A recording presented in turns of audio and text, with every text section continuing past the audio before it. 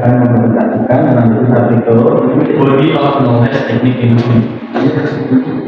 Perkenalkan, nama saya Rizal dengan NIM 112505. Yang pertama, tujuan dan latar belakang. Kenapa saya memilih buku ini? Pertama-tama saya memilih buku atau Body of Knowledge itu Engineering Management.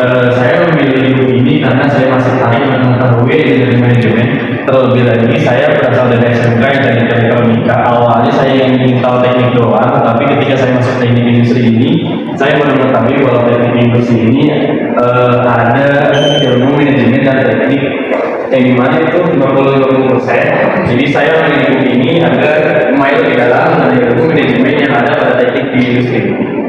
Yang kedua, alasan menganalisis artikel untuk memahami salah satu bidang yang ada body of knowledge, yaitu manajemen rekayasa, untuk mengeksplorasi minat keahlian sejak semester pertama. Karena di teknik industri ini seperti yang kita tahu, kalau di teknik industri banyak pilihan atau keahlian yang bisa kita pilih. Jadi alasan saya menganalisis artikel ini, saya ingin mendalami mengenai engineering management ini. Pertama, artikel nasional. Judul artikelnya yaitu penerapan engineering management dalam mengembangkan industri pangan lokal tempat. Permasalahannya di sini peneliti berlatar belakang pada saat masa pandemi, banyak usaha mikro tumbang, terutama di kopi, ya usaha kopi rempah. Tapi karena ketika lagi pandemi, dia banyak diminta karena menunjang imun. Tantangannya yaitu bagaimana bisa bertahan di tengah sulitnya ekonomi yang terpuruk pada saat zaman itu. Metode penelitian dilakukan yaitu yang pertama studi usaha untuk mendapatkan teori dan referensi pendukung. Yang kedua, studi lapangan berupa wawancara dan mengenai installer serta observasi langsung ke tempat produksi. Jadi peneliti ini dia langsung mewawancarai pemiliknya dari installer dari kopi rempah itu, usaha pemilik kopi rempah itu, serta dia melakukan observasi langsung ke tempat produksinya. Yang ketiga, kuesioner untuk mengumpulkan informasi dari responden. Yang keempat, validitas dan reliabilitas agar data yang dikumpulkan benar-benar dapat dipercaya. Selanjutnya, hasil penelitian. Yang pertama, riset pemasaran, kopi melakukan segmentasi atau melakukan pemetaan terhadap customer-nya, meliputi dari jenis kelaminnya, usianya, tempat tinggalnya, dan juga berdasarkan pekerjaannya untuk menentukan target dan membangun positioning produk kopi rempah agar bisa bersaing di tengah masa pandemi pada kala itu. Yang kedua, rekayasa manajemen usaha. Perusahaan mengubah proses bisnisnya menggunakan bisnis model kanvas. Nah, bisnis model kanvas ini dia adalah suatu alat kerja kerangka visual yang digunakan untuk menganalisis suatu bisnis.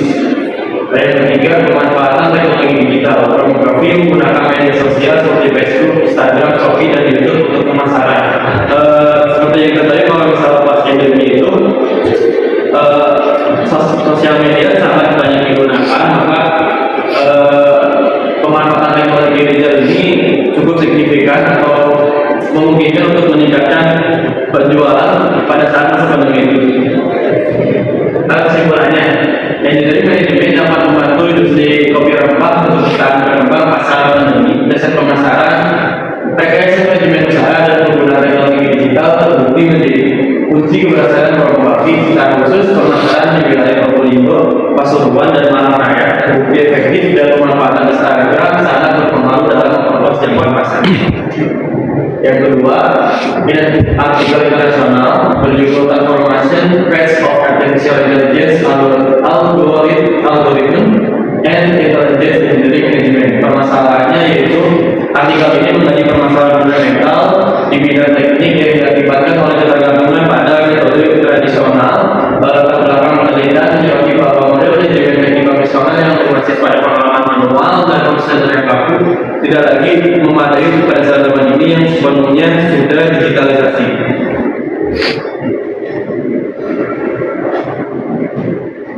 Penelitiannya pertama mengidentifikasi masalah ini pada manajemen proyek, jadwal, alokasi, sumber daya dan risiko. Yang kedua, mengembangkan sistem pendukung keputusan yang menggabungkan machine learning, deep learning, serta reinforcement learning. Machine learning dan deep learning ini merupakan bagian dari AI yang baru kita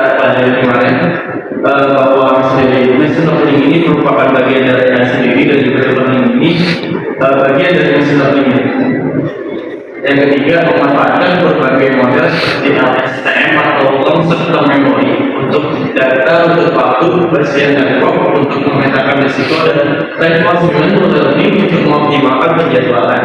Yang keempat, semua eksperimen dijalankan menggunakan Python dengan dukungan dari data science, system, dan TensorFlow.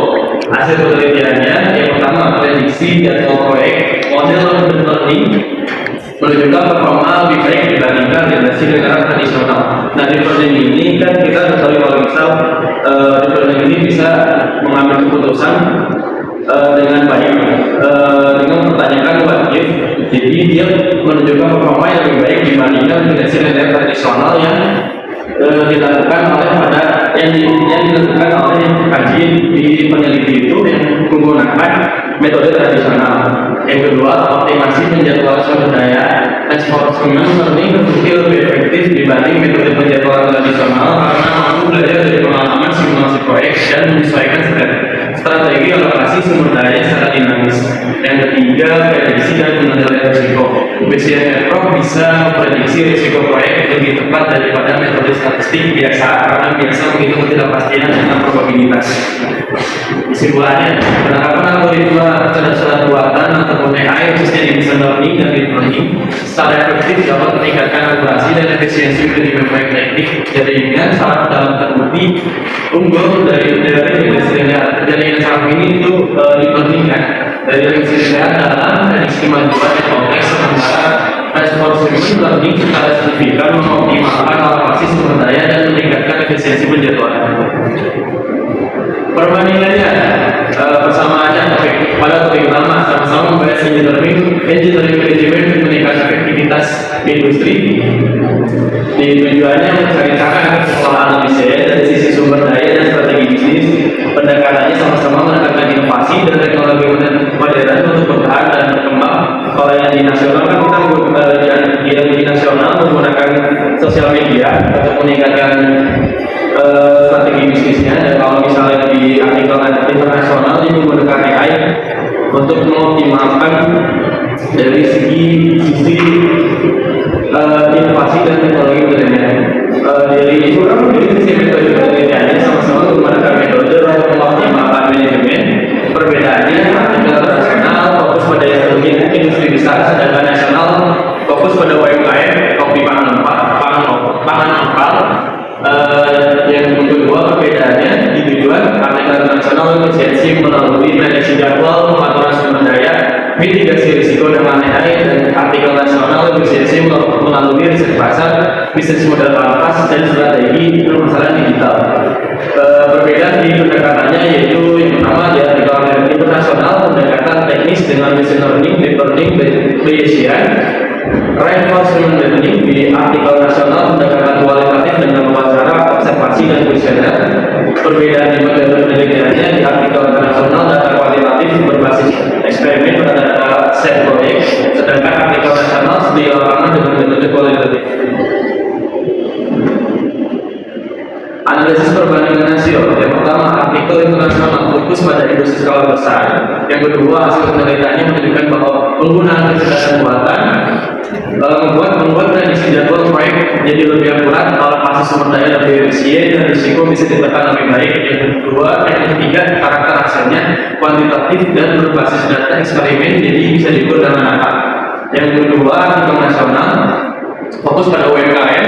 Yang kedua, hasilnya menunjukkan bahwa strategi sederhana seperti riset pasar, sesudah kanvas, serta pemanfaatan media sosial bisa membantu pelaku UMKM bertahan bahkan tumbuh di tengah pandemi. Yang ketiga, karakter hasilnya kualitatif, lebih menekankan praktik lapangan dan adaptasi terhadap kondisi pasar. Opini dan diskusi. Pendapat saya bahwa engineering manajemen memang sangat fleksibel penerapannya pada skala besar seperti pada artikel internasional, pendekatannya lebih canggih.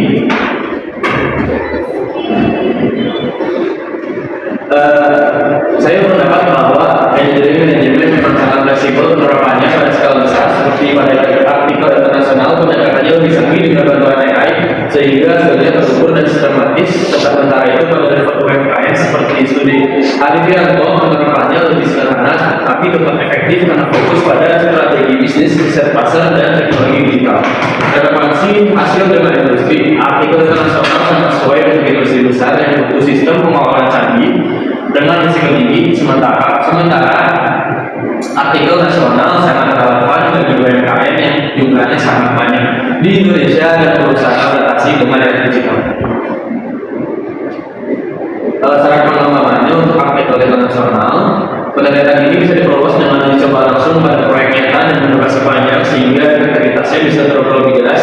Integrasi dengan teknologi lain seperti IoT dan blockchain akan membuat sistem lebih transparan dan real time. Yang kedua, di artikel nasional, penelitian ini bisa dikembangkan dengan melibatkan lebih banyak pelaku UMKM di berbagai daerah untuk melihat perbandingan strategi yang mereka lakukan.